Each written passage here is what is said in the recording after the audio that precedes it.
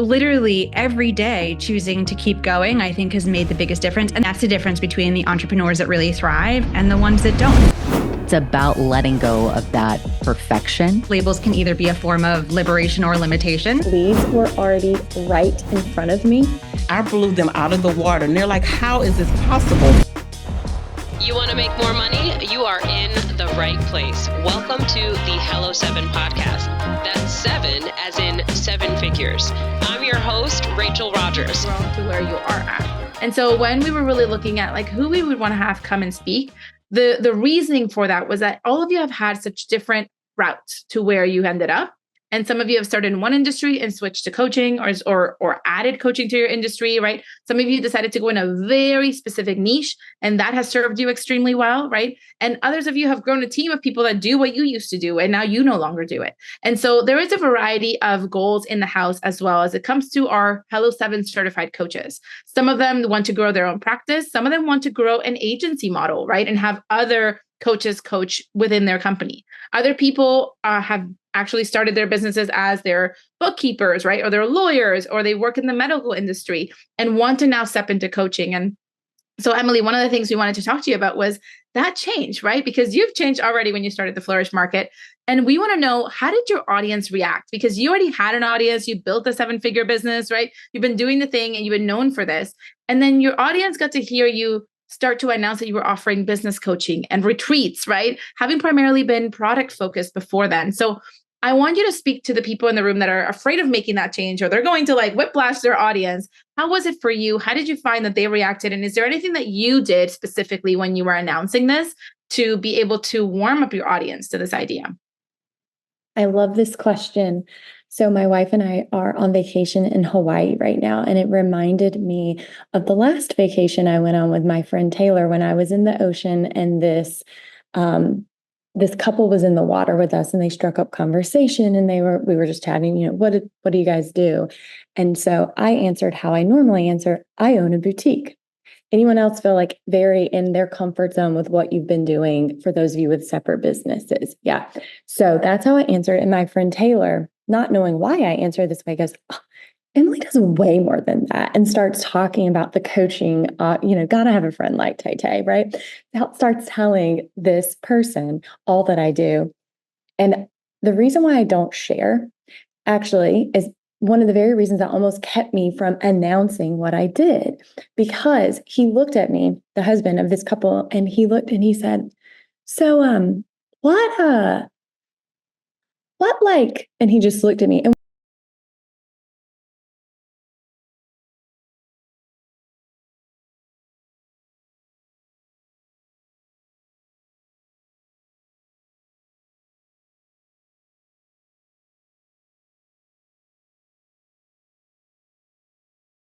who are known as something, and you're like, and I want to do this new thing because I feel called and pulled to do this very new thing. Know that you are not alone. And I battle that almost every day, anytime I'm putting out something new. So direct question to your answer, Mary Angelica, is that I've never announced anything. I've never just gone and put a post up. What I've done instead, which I totally recommend if you're feeling in that spot of, like, what is the feedback going to be? I've been known as this one thing, and now I'm going to be doing coaching.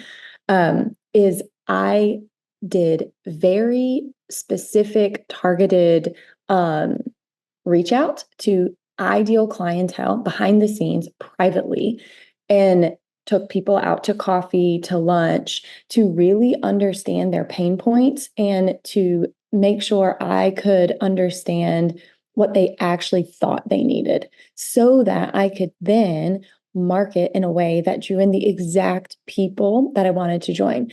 But I didn't just use it as research for, a sales page or anything like that. I actually just told them that I was going to be launching something, not sure exactly the format. And I said, I can't imagine you not being there. And I literally invited them. I asked them to work with me, which is a very bold move. I know, and I know it can bring on some nerves, but people are just waiting for the invite.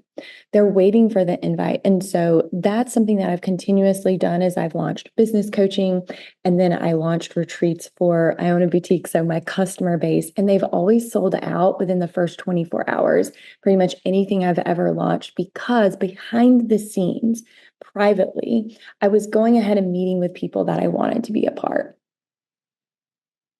I love that. And I think I think this is a great segue. Even from yesterday, we had Susan Hyatt come and talk. And one of the things she mentioned was like, just ask people. Like, it's actually of service to ask people, what it is that you are offering and what it is that you have available. They don't even know. You might think that they have heard it because you shared it in a newsletter, but just that asking, right? And that was one of the things that I think a lot of us forget, is that asking is a kind thing to do. It's not a pushy thing to do. And it's not always a thing that's like, oh, I'm annoying people, right? I mean, I think you froze for a moment, but we got what you were saying. And thank you so much for showing up even from Hawaii during your vacation. You all see that window behind her that is black? There you go. That's what tells you. Thank you so much, Emily, for that. And I think what you shared is a beautiful testament to how you want to show up, right? Is you don't have to follow the rules of saying like, oh, I have to make an announcement post and I have to do it in this way. Is you did what felt right for your relationships. And I don't know if anyone else has anything similar in this panel of how they went about, announcing things to the world. Did you make a formal announcement, or did you also have those one-on-one conversations? What's the gauge in the room for how you went about doing that? So for me, hi everyone, I'm Tamara McLemore, and I was part of Rachel's mastermind. However, I was not part of it from the beginning. So I joined last year, and my first encounter meeting face to face was actually in Portugal. So imagine me getting coached by Rachel in Portugal. Emily, you were there. I think you and Bethany were on this call, were the only people there. And I probably went second or third as far as her coaching us one-on-one. It was a very small, intimate group. And I pitched my business. I told her what my dilemma was. And my dilemma was, as you heard in the bio, my clients are getting $50,000, $60,000 increases. They're going from individual contributors, meaning a worker bee. Ladies, I want you to listen to this. They're going from a worker bee, skipping manager, going straight to the director or the C-suite. And when I told Rachel how much I was charging y'all, Rachel threw a damn ink pen at me. Literally. Emily, you were there. I had to Doug. She was like, you charging what? How much? She was like, no, you need to double your prices immediately. So I knew I had to. Because my clients were telling me after they went through the program, you should double your prices. They were telling me, this is a bargain. So they were telling me, I was just scared. And so to answer your question, we did not do this formal announcement. So during the mastermind, we had working breaks, and Rachel was getting her makeup done. And so I started getting one-on-one coaching. She's literally getting her curls done, her makeup. And I'm like, how are we going to announce this? She was like, going to update them damn prices on your website. I was like, okay, bet. I politely went to the table, emailed my person to update it. And so the next person that went online got the double price. The end. Went from 2,500 to 5,000. The end. Done. Done. That easy. Wasn't no drawn out conversation. There were a couple people that they had already got approved to their company to pay. Well, I politely did a payment plan. Okay, your company can pay the 2,500 and you can pay the other 2,500. I'll take it two separate ways, but it's done. It's no ifs, ands, or buts. You go to Target or Neiman, the price is one price to one day. You go the next day. It is what it is. You should have bought it yesterday. That's it. There we go. If anyone needed that, let's go update our pricing during break, okay? We got lunch coming up after this, so y'all know your assignment. Beautiful. Thank you for sharing that. Thank you. And in an effort you mentioned you went to your person, and Emily, it's a very personal approach, right? You're approaching people individually. So I want to ask Ray, I want to come to you for a moment, because you've grown a team of practitioners who see clients every day. And I assume at some point you started this on your own, and then you started to build into this team. So how did you even build that trust that your team could deliver an experience that you used to provide on your very own, and be able to say like, yes, I trust these people. They're going to deliver what I deliver, right? Like we see this happening, and a lot of coaches struggle because you're coaching. It's you, like it's your brain, it's your experience, right? How do you bring someone else? There's a few people here that want to collaborate, right? Want to work together or want to build an agency model. How do you even allow that thought to come into your head and play with it? Yeah. So when I started my therapy practice, I had been in practice for, I don't know, like 7 years or something. So I felt really confident in what I was offering. And when I started my business, I started it with a very clear vision and values and vibe of what I wanted that business to be, of what my niche was. And I also knew that it is not in me to be a full-time therapist or a coach. I never wanted to see like 23 to 30 clients a week and have that be my main thing. I always wanted to bring on a team because I didn't want to do that one-on-one work as much as I would need to without a team. So I started hiring people probably about 3 months into my business and had 5 full-time employees by the end of year one who were all full. And so I think what allowed that to happen and build my trust was having that really firm vision, values, my niche, so that when I was hiring, I was assessing for that fit. I was asking about the values. I was asking about their clinical skill. And that as we grew, and we're now at a team of roughly like 15 to a little over 20 clinicians kind of at any given time, we've gotten even more precise in how we assess for culture fit and how we assess for clinical skill. We have somebody, or we do now with all of our incoming people, role play where they show us their skills when it comes to therapy in this case. And we're also seeing, we don't expect people to be perfect, but we do need to know what are their gaps and does our team have capacity to support those gaps? So that's a really important consideration. I think early on too, I had to let go of this idea that I could control every single aspect of every client encounter in my business. That was huge because you can do your best, you can hire all the right people and do all the right things. And a client at some point is going to be upset. They just are. And so it's about letting go of that perfection and needing that perfection to be shown in whoever you're bringing on to replicate you. I think another thing that I did very early, which was super helpful, is I hired a clinical director within the first year of business. And remember, I had like 1 to 5 employees. Most people who run a group practice or an agency are not going to hire somebody to manage the other employees at that level. They're going to be doing that all themselves. But I knew I didn't want to spend all my time doing that. I wanted to grow the business. And so what it allowed me to do was pour so much into my clinical director, have that clinical director then be the one to give a lot of training and that day-to-day feedback and management of the other clinicians that I was bringing on. And now that's been built out into an entire supervision system. So we have a clinical director and then we have supervisors who then, manage the people under them. And that allows us to maintain that quality and excellence without me feeling directly responsible for any of it. I think those are the main points there. Yeah. Everyone took notes? Did everyone get your pen app? Let me know in the chat if you were taking notes and that's why you've been quiet.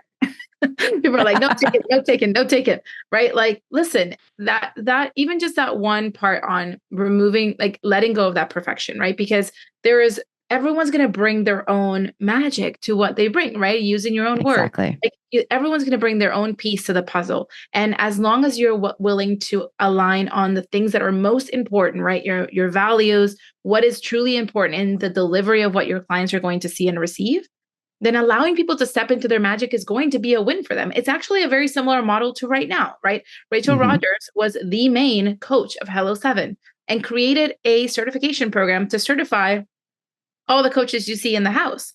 And now it's being like that letting go of the perfection, letting go of it only has to be one person is that element of growth that we can see in what you've done, Ray, obviously in growing your practice, and what Rachel Rogers is doing now, right, with the coach certification program. And it's that allowing people to be who they are and bring their own magic to what you have already created. If your foundation is strong, right, then they're going to be able to play within that foundation. But if you don't have the foundations, the guidelines, the values for them to align to, that's when it can become a problem.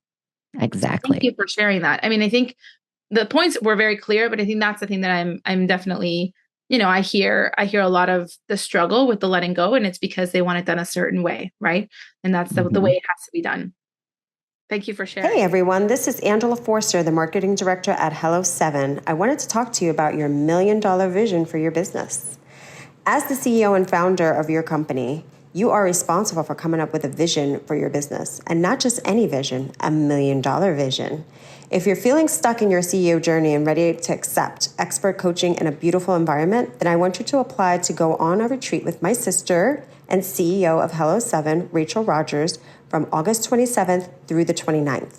Connect with Rachel Rogers and an intimate group of power players at the Hartwell House in the Berkshires. Get hours of group coaching with Rachel and enjoy the inspiring mountain views and crisp, clean air of Great Barrington, Massachusetts. Interested? Go to rachelrogers.com/MDV for more info. See you there.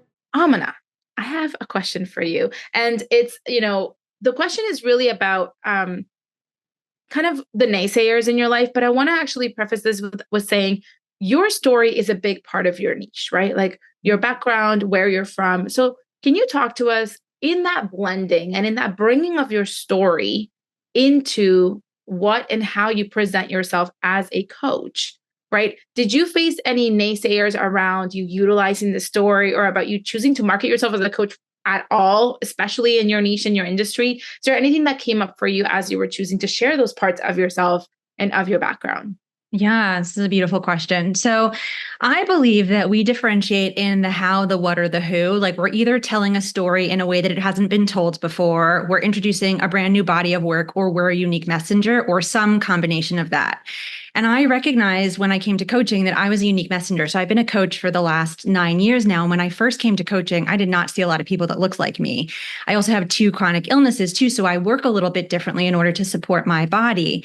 And so from very early on, it became very clear to me that my story was so important. And that is actually how I niched. So my perspective on niching is a little bit different because I feel like sometimes we can be in our heads and be in a monologue and over-engineer the niche. And then we put it out and there's kind of crickets. Some of us are super clear, like Ray from the beginning, but I wasn't. And so I needed to be clear on how I differentiated.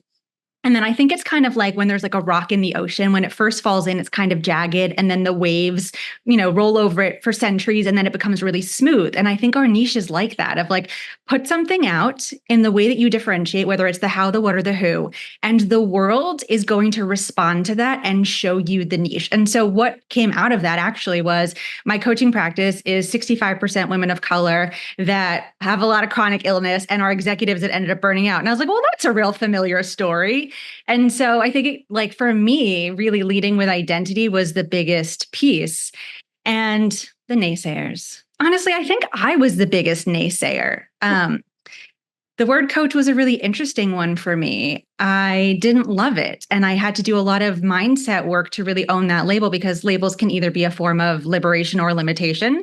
And in this case, it was kind of a form of limitation for me, because what I saw was people in the industry doing things really beautifully. And then I saw things and people in the industry doing things without integrity.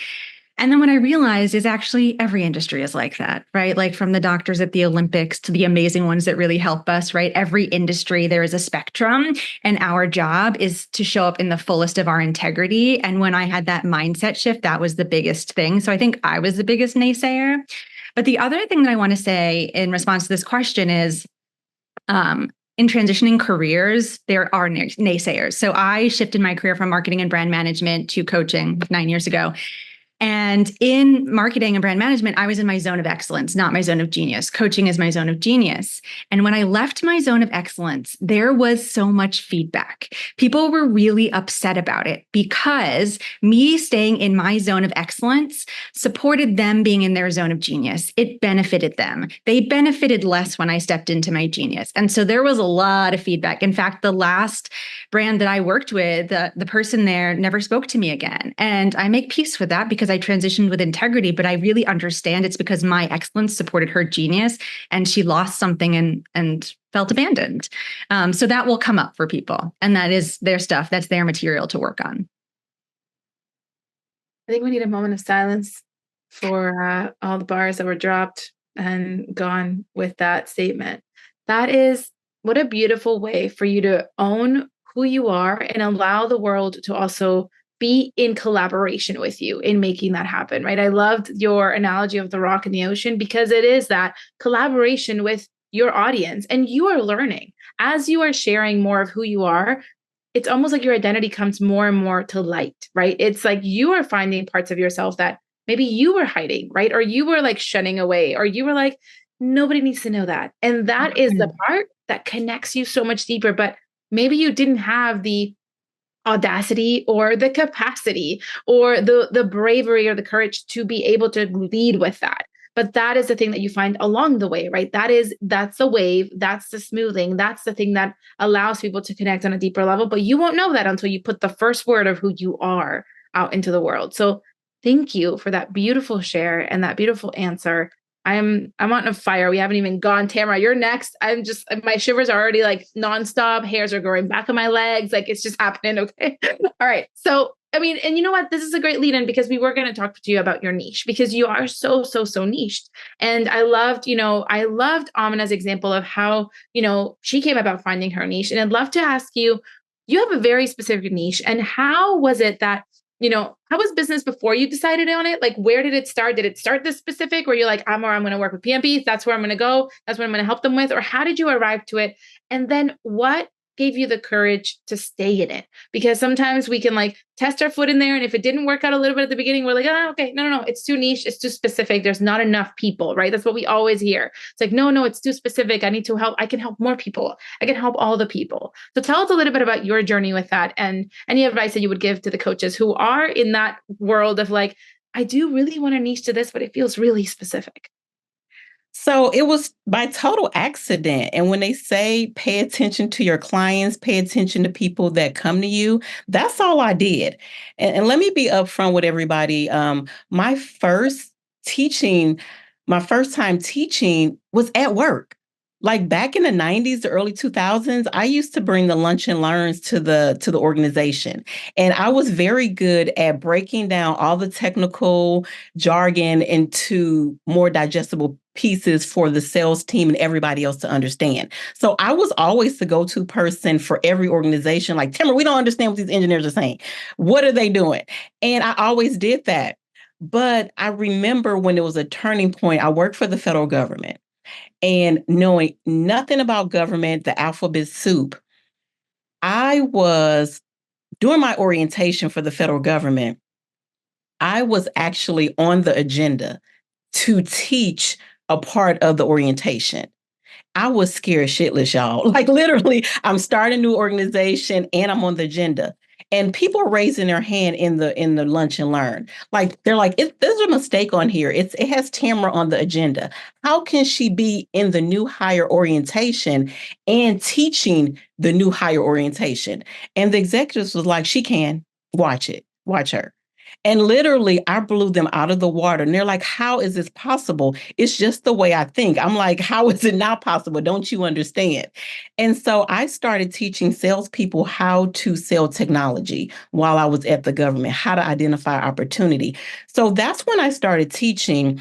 Fast forward to Delta Airlines, I'm going to really condense this story, but we're helping them set up a whole new subsidiary. One of the program managers had the PMBOK under her arm. You know how you walk into a meeting or class? She had the book under her arm. And I'm like, you're reading the wrong book. Make a long story short, they asked me to teach their lunch and learn. I did that. They were like, okay, we need to shut all this shit down and we need you to teach our class. So I literally had 2 jobs. I was a program manager during the day, and then I taught my first corporate boot camp at night. But the story gets even better. My consulting company that I worked for, because I was a contractor, said that they heard I was helping other consultants on site, and they wanted me to be an on-site consultant coach. I was like, what is that? They were like, something that you're doing. So literally, that's how my coaching business started, at work. I'm doing the job. I'm helping other consultants. I'm teaching them project management. Literally today, I had to quit my job because I had so many clients and I could not work and do the job at the same time. And they're my biggest referral source. And they're my first corporate past performance.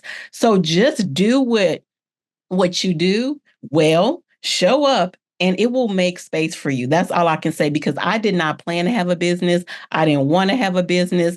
COVID hit. And when I tell you, I went to bed one night so in distress because everybody was scared during COVID because they wanted to save their money. So I went to bed where people were like, I can't afford this boot camp, to waking up the next morning with a full boot camp because the other people that wanted to be smart about COVID wanted to upskill. And so ever since then, I have had booked out classes. So just do what you do and your people, your tribe will show up. And those other people, those naysayers, every time I got scared and wanted to go back to corporate, my friends and family was like, make the money make sense. It does not make sense for you to go back to corporate. It doesn't make sense. It doesn't make financial sense. It doesn't make mental health sense. Why would you do that? Yes. And I love the way this was super natural and organic. And you didn't set out to be like, this is the niche. This is the one that's going to get me the money. They're the ones that can pay, right? Here's who I want to target because that's me. You were authentically yourself the whole way through. You were calling people out on having the wrong book. You were not afraid to say something, right? Which is what got you the visibility you needed to be able to explore more of who you are naturally, right? And something that maybe if you went about it in your own way, you probably spent all this time reading the books and all this time doing the learning, right? And not the doing with the learning involved, right? Like the blend of it together. I love this because sometimes we maybe you're a coach here in the room already that you feel like your niche has found you and they keep like asking for you and you're almost like pushing them away because you're like, you're too specific. I still got to be for everyone. And they're all over here like, but I want to work with you because you've been through what I've been through, or like, you're exactly what I'm looking for, or you're exactly the blend that I need. Right. And you're looking at them in the face and saying like, yes, but there's not enough of you. Right. And that scarcity can come up. So for you, you've had booked out classes ever since. Right. Absolutely. And let me share one thing really quick. This didn't happen overnight. It happened like 6 to 8 months because I kept telling the executives at Delta no. I was like, I'm so busy. There you go. I told them no for 6, 7, 8 months. And one day she called me slipping at the Starbucks. We had a couple Starbucks on campus. And she's like, Tamara, what are you up to? And I'm like, oh, nothing. She was like, good, you can teach our next class. And I was like, oh my God, because I was scared. I had all this mental baggage. How am I going to do this? And are they going to be able to double pay me? They were like, don't worry about that. We're a whole organization. We will figure this out. All this mind trash that we have on why we can't do anything, it was just in my mind. And they made it happen. They made it happen. Oh, I love that. Thank you. And yes, thank you for validating that. Like sometimes we say no. Sometimes we say no to the thing that really, really deserves our attention because of all the other things we're focused on or busy with, right? Or we're just not ready for it. We're not ready for it. We don't want it. And it just has to kind of come knocking on us another time. And that's when it came for you. So we're all happy you said yes. I'm sure you're very happy you said yes. Beautiful. So we're going to go to a bit of a rapid fire. I have one extra question for each of you before we close with some group questions. And if you have a question in the chat, I want you to put in capital letters. I want you to put question and write it in if you have a question for the panel for them to discuss. So I want to do a rapid fire. Give us the quickest answer you can on this particular thing, because I think that's what's going to get you. You're not going to be able to think about it too long, right? Like this is what it's going to be for. So Emily, I want you to tell us what was the most surprising aspect from being able to start something completely new, going back when you were age 7, and then here you are, you're like, I'm going to start this whole new business, because really the coaching space is completely different from what you do with the market. So let us know, what was the most surprising aspect? What's something that you really learned along the way? And this goes for everyone. What surprised me most was that leads were already right in front of me. And they were already searching for solutions. All right. So if you think about like traffic, leads, conversions, building traffic is usually way more comfortable than talking to leads and converting them, at least for most of my clients that I talked to. So here's what I tell them. They're already searching for solutions. They are going to find someone to help them with their problems, and let it be you. Because you know the world we live in, and it's complete shenanigans of people out there helping people. And so really the call is to let it be you. Let it be you. I love that. Hey, listen, that's all that needed to be said. I don't even have anything to say to that because that's exactly it. They're right there. They're already waiting. The leads are already searching for a solution. Why not you? Love it. Bray, question for you. Let's say you get a do-over, okay? What is one thing that you would do differently the second time around when growing a team? Many coaches here are in the they're either they've hired one person, they're about to hire their second, or turn their first person into a full-time. What is one thing that you would do different the second time around?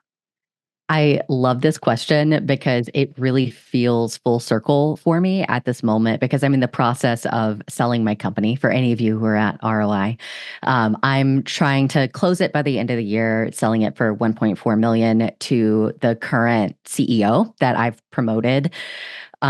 I am learning so much about the things that I did not write down, the things that are in my brain. And I've always been really good, I thought, at SOPs and systems and processes. And I'm learning now as I'm really like giving the company to this new person that there was a lot, particularly about the way that I think and the way that I make decisions that I didn't bother to write down that now I'm having to impart to this new person. So I would pay a lot more attention to that. Like, what are the intangibles beyond the practical logistical SOPs that you would want to communicate to your successor? I love that. And that's the one thing that we always shun away, right? It's like, I'll do it another time. It's just, I'm still moving. I got work to do. I got to keep going. I don't want to write down what I'm doing. I don't want to write every single step of what's in my brain. So thank you for that reminder of the paperwork, the homework that we all need to be doing at every point in the game, especially when we add in someone to our team. Thank you for that. Amina, you ready? Ready. Okay. So your question is, how did you position yourself? Because you mentioned already that you were like struggling with the word coach, right? So you came around to the word coach and you were using it. How did you come around to, position yourself as an executive coach in such a competitive market where there's just coaches like everywhere you turn now, there is a coach, right? So how did you position it? And tell us more about any advice you have on getting specific with how you made it different for you so that your audience could see you beyond just the word coach. Yeah. So first of all, I feel like there are more people that need help than there are helpers because I feel like a lot of times we're like, the industry is so inundated with coaches. So many more people need help than there are helpers. So I want us to reframe with that. And then the other thing that I think is really important is that I'm not so concerned with competition. I think it's more important that we are captivated by purpose than we are consumed with competition. Like, yes, look around. Yes, get a sense of what's happening in market forces. But when we are rooted in our service and we are captivated by purpose, the rest kind of falls away and sorts itself out. There you go. It's more about looking inward and it's the intention, right? It's about that intention. And the intention carries an energy that words can't, your website can't, nothing else can, right? It's that intention and it speaks and it just penetrates through everything that you do. Thank you for that. And that reminder to just really, truly show up authentically for that purpose. Tamara, your rapid fire question is, how have you successfully grown your audience to be so specific? Is it something that you're doing specifically that is drawing the same kind of people? Is it word of mouth? What is it that has grown such a specific niche audience that now everybody knows you're the go-to for what you do? That is a great question. I would say 95% of my business is referral based. And so, yes, I'm posting on LinkedIn, but all those clients, they know me from at least 3 to 4, maybe 5 other friends, family, and coworkers. And so that's how I'm able to grow because they've already talked for me. They're like, she's hot pink. If you're a guy, that's one of the things. My marketer is women, Black women, women of color, but I will have a couple, good men. But everybody knows me. They know I have a potty mouth. They know I'm no nonsense. I might, choke them out softly a little bit, but I have their best interests of heart. And so I don't really have to speak or talk about oh, I'm so great and I have this, my clients' success stories are speaking for themselves. Really quick story. The Army reached out to me and they said in the email, they had about 10 to 12 people on a particular contract that had come through on this particular contract. And they were like, why are the contractors more upskilled than the employees? And so my work speaks for itself. So ladies, just show up and do what you need to do. And that's how you're able to differentiate yourself. Thank you. Listen, this is the way it's rolling, okay? This is just fire being dropped everywhere. Everyone's dropping gems. Hope everyone's picking them up. So I have some closing questions before we get to the ones in the chat for everyone to answer. And so we can go through, if anyone wants to go first, please go ahead. I'm not going to call on you. So whoever feels called to answer first, and we can build on that and have all of you kind of answer this. But what is one decision, $1 million decision, or one decision that you believe has really led to the success that you are living in today, to the life that you are living in today? If you can point it back to one decision that you made that you felt was pretty crucial, what was that decision? And it could be business related. Sometimes it's not. One decision that I made was being coachable, because that has led to so many doors opening, that being coachable. And I have to give credit to someone that's on this call, Kiara, because when I had my initial call with her, I said, I had the money for the mastermind. Everything worked out, ladies, except that date. The date to go to Portugal was during one of my boot camps. And Kiara checked me, y'all. She did not know me. I had never met her. I'm getting on this call. And she was like, who is the CEO? Who is the boss? And I was like, oh, shoot. She was like, change the damn class. And I was like, oh, okay. Y'all, I changed the class. People had already registered. I went through in my mind that I needed to give them extra coaching, all this extra shit. I didn't give them anything extra. All I did was change the date. Nobody said a word. And I joined the mastermind and went to Portugal. So to open my mind and be coachable along the way. Love that. That was one crucial decision. For me, I think it was recognizing the talent that is on my team and making sure that I am investing in them and promoting them. For example, the woman who is now the CEO of Practical Audacity and is buying the company came on board as a part-time clinical fellow 4 years ago. And we just kept promoting her because she kept being a rock star. Mm. Yes, focus on those key people, because yep. they're out here, and they probably didn't even come in with that plan, right? Oh no, Right? definitely not the trajectory or the plan. Like, I'm going to come in to be the CEO of this company. Yes, that was not even in her realm of possibility. So yes, I would encourage folks to pay attention to who are the people on your team and while you're hiring that have that trajectory or potential trajectory based on how passionate they are and based on their skills. Great one. My decision actually has to do with Tanisha. You asked this question in the chat for Amina and I. The one thing we did to grow our executive coaching businesses and brands from 250 to 1 million. Mine's different from Amina's. I love there's so many different options here in front of you. So mine was moving from one-on-one to group. So I started one-on-one coaching in 2017 and I loved it. And I think that's a great way to start because you learn a lot. You learn a lot about people's pain points and just how you like to move and groove with people. It helped me put together my framework for what I was going to coach about. But I quickly realized if I wanted to make the income and impact that I needed to make based on the clientele I like to work with, that I needed to move to a group model. So I specifically work with entrepreneurs that make anywhere from 300K in revenue to 5 million. And so moving to group was not easy. I lost a lot of clients because the way I had marketed and positioned was, me as a coach. So I had set that up for failure, but that's okay because we can always move and groove, right? In how we market and message. So one question I want you to write down, which I had to really think through, is what does my ideal client already have to believe? So what does my ideal client already have to believe before working with me as far as in a group? And so my ideal client, my new one, had to believe that community is what they needed. that they needed a coach, but that it was very important to be in community with other business owners who had similar lived experiences like them. And so it was hard for me to find people with that belief already. So what that led me to was doing like podcast episodes and messaging around why that is so important. I had to educate people on that and get them to believe that first before they would even consider joining my mastermind. There's only one way to work with me, and that is through my group mastermind coaching program. And so you'll see if you follow me, I do a lot of messaging around community, how I already live out those values, why that has been important to me, because my folks need to believe that before they can ever open up their mind to, raising their hand for my offer.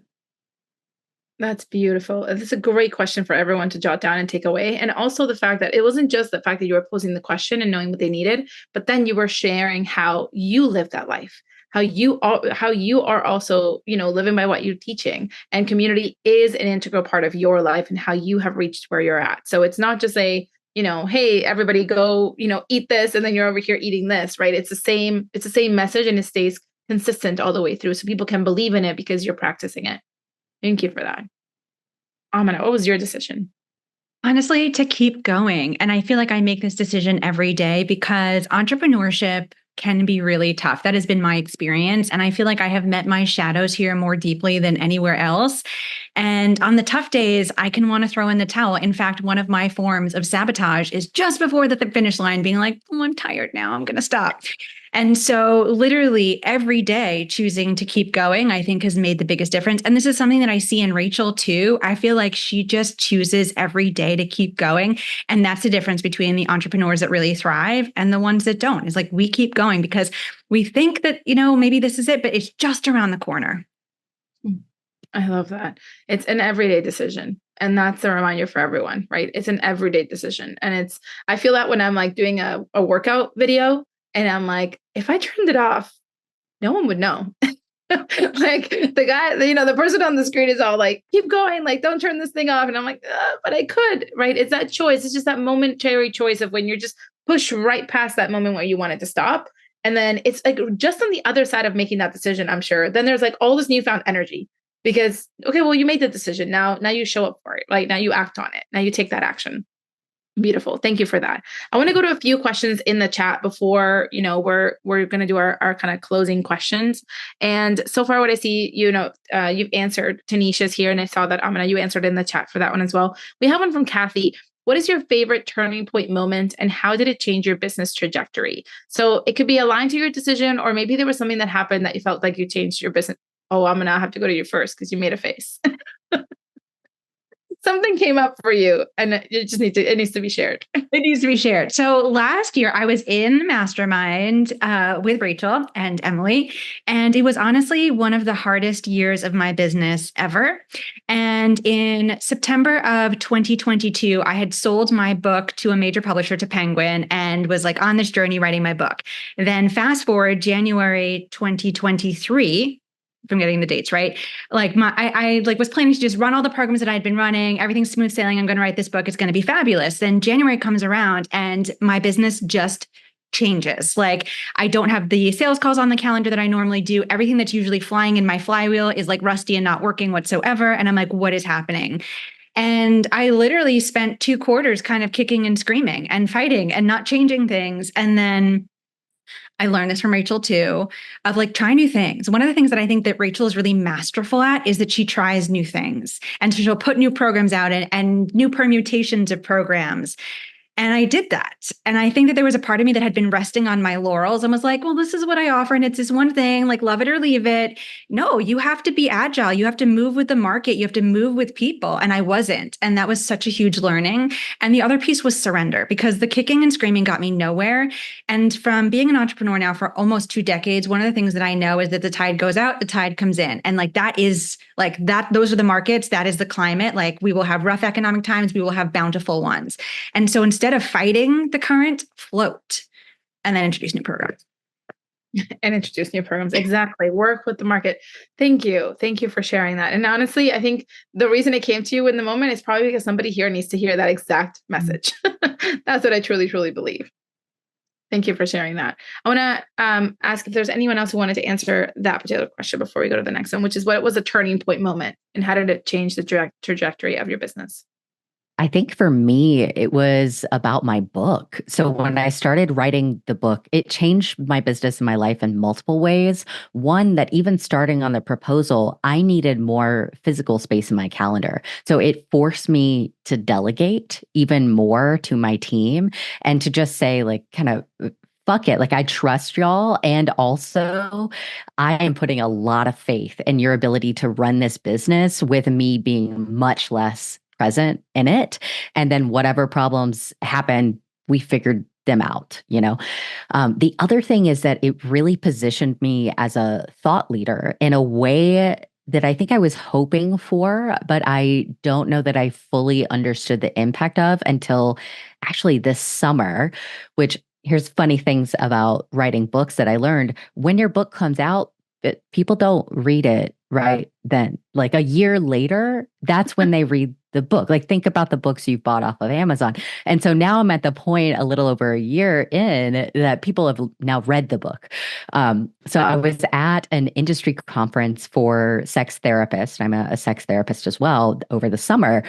And I was recognized in a way that I wasn't expecting because I hadn't been back to this conference since before I wrote the book. And I was recognized in a way where the people who wrote the textbooks that I was trained on were coming up to me and saying, I read your book. I shared it with my whole staff. It's so good. And that was a total moment and shift for me, for sure. The new heart reactions in Zoom always get me. But yes, right. I mean, that's what it's about, right? And I think that's something that not a lot of us realize is you take the action and then you expect the result immediately. You're like, but I did the thing, but I like put the thing out. So like, why don't I have a call booked right now or tomorrow? And that's a great example with a book. And it can be the great example with anything else, right? Because people need time to absorb, to adjust, to consume your new material, the new offer, the new presentation, the new thing that you're putting out there. It's not going to happen because you have you were writing the book, you were in the world of the book for months, right? Then you were doing the audiobook, all the things for this book. And then it comes out and it's like, okay, here's the moment, right? And if you're not prepared for the fact that people need time, right? That can be one of the most deflating moments when you're like, but I've spent so long on this, right? And it's it's their starting point. They need time from here on there to be able to adjust, to absorb, and to be able to understand what it is that is even being presented to them, right? Because we need that continuous visibility to the things that are out there for us, and that's what they needed with your book. And I love that you're getting that reaction. I love this for you. Yeah, you have to trust that the seeds that you're sowing are going to grow. Exactly. And just plan for a really, really good season.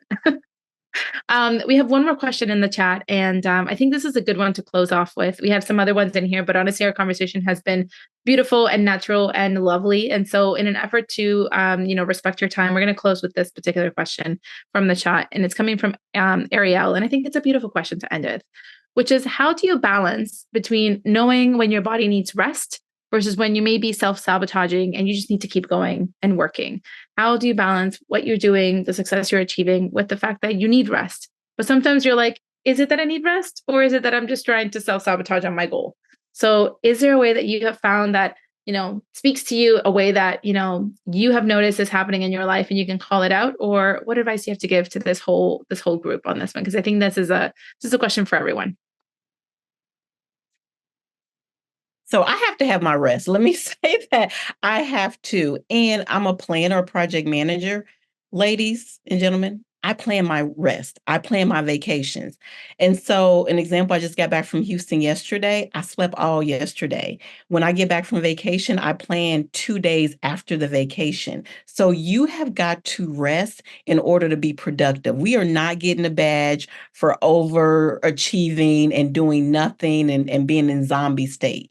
Just like you have to rest, you have to eat. You have to eat healthy. I just ordered my food from Whole Foods. It will be here in a minute. You have to take care of yourself or you're no good for your clients, your family. You just have to. There's no ifs, ands, or buts. You have to listen to your body. I woke up this morning. Yesterday, I was so freaking exhausted. I woke up this morning so fresh. I took a long shower, had a concert in the shower, did a steam my face before I recorded a podcast, and now I'm on this panel. I couldn't have done that if I didn't get good sleep. I couldn't have done it. So got to get that rest. Yes, I would like to jump in here too. So I mentioned I have 2 chronic illnesses. And so actually I've designed my business around my body.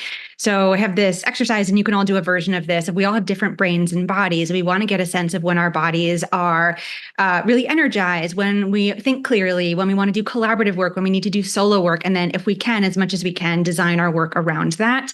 But the other thing that I want to underscore is that overwork is a systemic issue because of the gender wage gap, because of the racial wealth gap, right? It keeps so many of us historically excluded, underrepresented people in overwork. So we have to be extra judicious about our pacing, rest, and recovery. And that to me is what entrepreneurship is like there are times I'm going to have to sprint a little bit, but I've rested and I have that gas in the tank. And there's times where I absolutely need to rest. And we learn this from Olympians, right? It's like they actually have Olympic sleep coaches. They call it sleep doping, and rest and recovery is part of their training schedule. And we need to be exactly the same. And so an understanding of our own bodies and how they work optimally, and as much as you can design around that, really is like chef's kiss. Ooh, that was, Absolutely. yeah. I know Amina does this work as well, but I'm going to mention, by the way, Ariel, thank you for this question. I think it's so beautiful and should be at the very forefront of conversations happening in circles like this right now, especially in the year 2024, but always has been for so many of the reasons Amina just talked about. I think there's this sense, when I coach folks, it's the stories I have on repeat in my head, usually daily, at least weekly, which is I've just got to dig deeper for resilience, right? There's this, I haven't done enough, just this one more thing. And truthfully, that comes from oppression, right? Like it is not that we need to dig deeper for resilience. We want resilience to be our posture, right? And so how do we go about doing that? And it looks like several of you have done nervous system work and looked at somatics, but really understanding somatics is kind of like means like speaking the language of the body, right? And so our stories in our head when we're dysregulated, our nervous system is dysregulated. Some of those stories might be, I haven't done enough. I've got to keep going. I've got to work through the weekend. There's never enough time.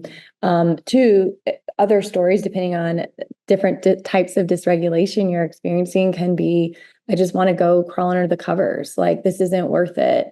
No one's going to ever buy.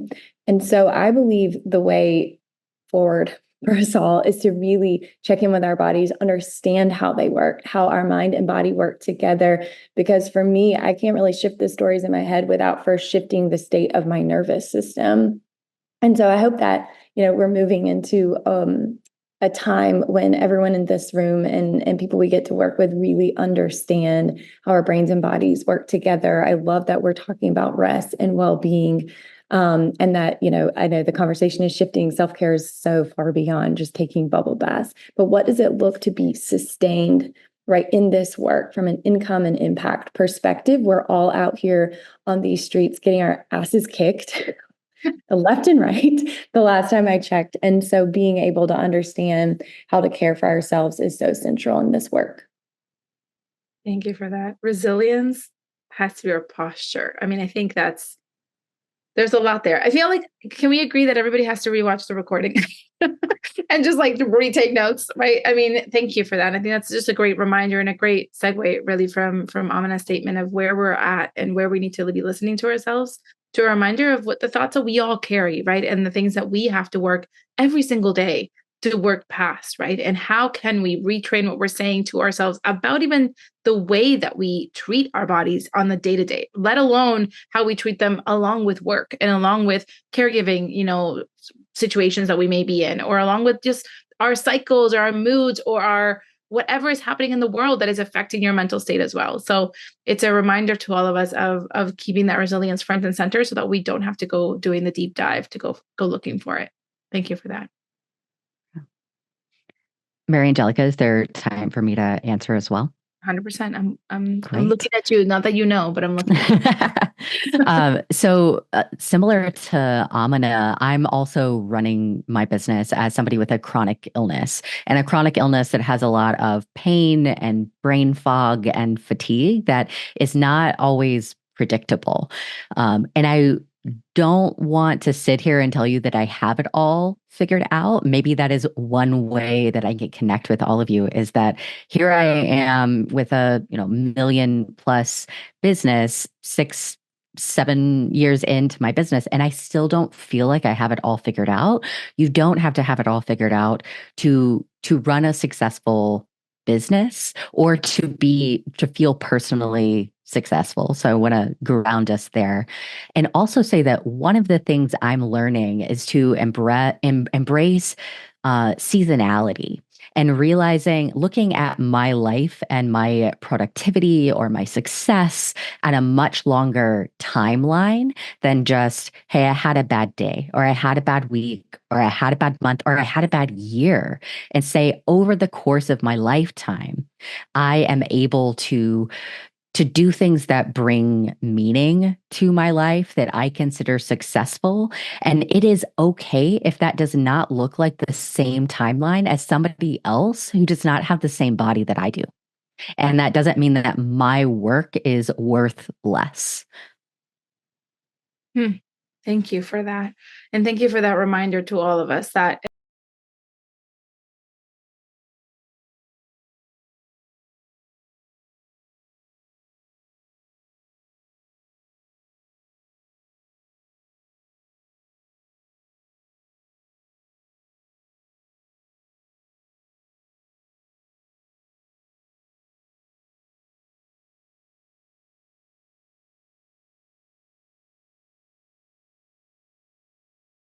bad, and we can say it was a bad month, it was a hard month.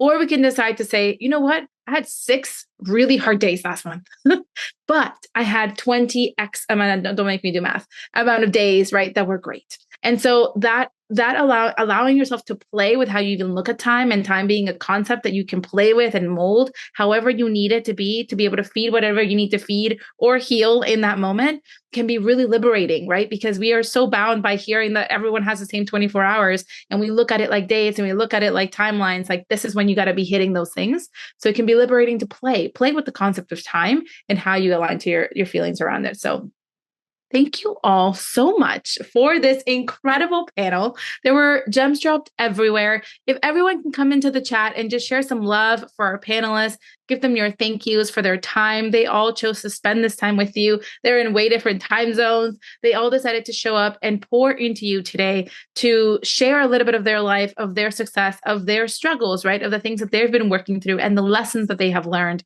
Because if we know one thing, is that success leaves clues, and this is us picking up the clues. This is us asking for the clues and hearing about them. And it doesn't mean that you're not going to have to learn those lessons yourself along your own way and your own path, but it does mean that you can go back and have some strategies to pull on, have some different thoughts that you can remember, and go back and watch the recording. And I like to rewatch things and just grab a lot of quotes that I feel like I need to retell myself on the daily, right? And put them front and center for yourself. Thank you all so much for being here. Do you enjoy money? I do. If you want to make more money, then you need to join We Should All Be Millionaires, the club. Go to hello7.co/club to see everything you get once you become a member. hello7.co/club. In the club, we teach you how to maximize your earning potential, how to make better financial and business decisions, how to set up systems so that you're building wealth over time. We keep you focused on your financial and business goals, and we do fun activities throughout the year to keep you motivated.